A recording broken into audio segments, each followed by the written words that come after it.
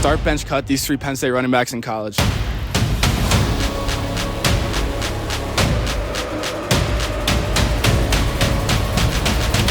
you tell me who Penn State football is playing this weekend? Sorry, what?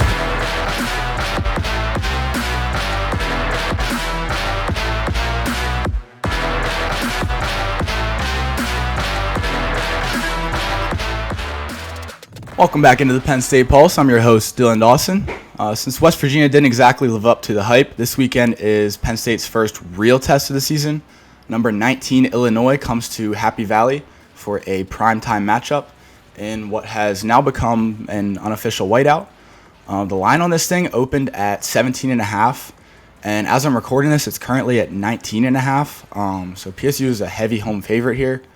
So let's get this thing started with some Illinois players to watch, and there are quite a few, which may come to the surprise of a few of you.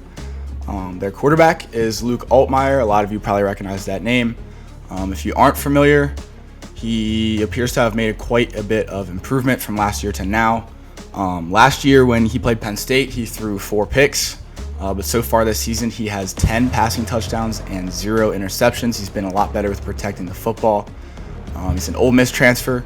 He also has 862 yards through his first 4 games on the season. So Luke Altmyer's looked pretty damn good. They also have a very good duo at wide receiver, and the top guy is probably Pat Bryant. He is about 6'3", 200, but he's pretty quick and elusive for a bigger style receiver. He has 20 catches for 309 yards and 6 touchdowns on the year, which I believe leads the Big Ten. Zachary Franklin is the other name to know at wide receiver. He's the other impact guy.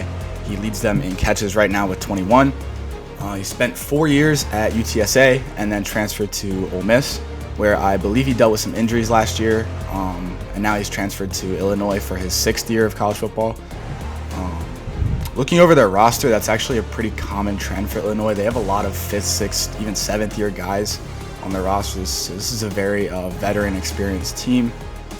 As far as Zachary Franklin, he has not been a big play guy for them this season, but he is a very reliable receiver who will make the tough catch and move the chains pretty consistently. I think maybe Parker Washington has a fairly quick and easy comparison. Caden Fegan is their guy at running back. He's also not necessarily a big play guy, but this kid is a moose. He stands at 6'3", 250 pounds. He has pretty good balance and vision, and he moves well for his size. I don't really think Illinois is going to go to him too much this Saturday. They haven't really been a running team this season, but he's still someone to watch, maybe just as far as moving the chains and just picking up those short yardage situations. But as far as the offense, Brett Bielema has allowed Altmyer and those wide receivers to sort of take over the offense this season, which goes against what we traditionally see from an Illinois team. So moving on to the defense, their top guy on that side of the ball is probably cornerback Xavier Scott.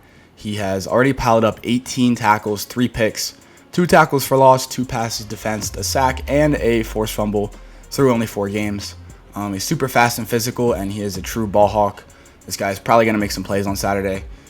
He wears number 14, so get ready for that. Dennis Briggs Jr., he is probably their top guy on the D-line. He stands at 6'4", 280. He is in his 7th year of college football. He spent his first 6 at Florida State before transferring to Illinois this season, where he has made a pretty nice impact. He has 18 tackles himself through 4 games, along with 3 tackles for loss and 2 sacks, which is pretty impressive for an interior defensive lineman. Dylan Rosiek, he is their top linebacker and the last guy that I wanted to highlight. He was one of their leading tacklers last season, if not their top tackler. He had 82 total tackles, along with 4 forced fumbles. He's kind of becoming known for causing fumbles. He's on pace to actually top that. He already has 2 forced fumbles this year. He also has 23 tackles, a sack, and a tackle for loss. He's pretty quick. He's like 6'1", so he's a little bit of that Curtis Jacobs mold at linebacker, where he's smaller than usual, but he can still move around, cover really well, just fly around the field from sideline to sideline. So let's get into some game predictions now. First up, as I mentioned earlier, Luke Altmyer has yet to throw a pick this season. It's going to be a good test for the Penn State secondary, and I think they come away with not 1 but 2 interceptions this Saturday. Although I believe the secondary will take some lumps along the way and give up a few explosive plays through the air, I think they'll rebound with some big plays of their own. Like I said, this will be a really good test for Penn State secondary, so I'm pretty excited to see how that plays out. Next up, this Illinois secondary is very good. I think it's probably the second best PSU we'll see all season, behind only Ohio State. They like to play man coverage mostly, like 90% of the time. And a lot of the time that is aggressive press man too. I truly believe this offense has turned a corner under Andy Kotelnicki and will pass their test this Saturday with flying colors. The pass game in particular, the explosive plays have been frequent, and I don't see that slowing down against tougher competition.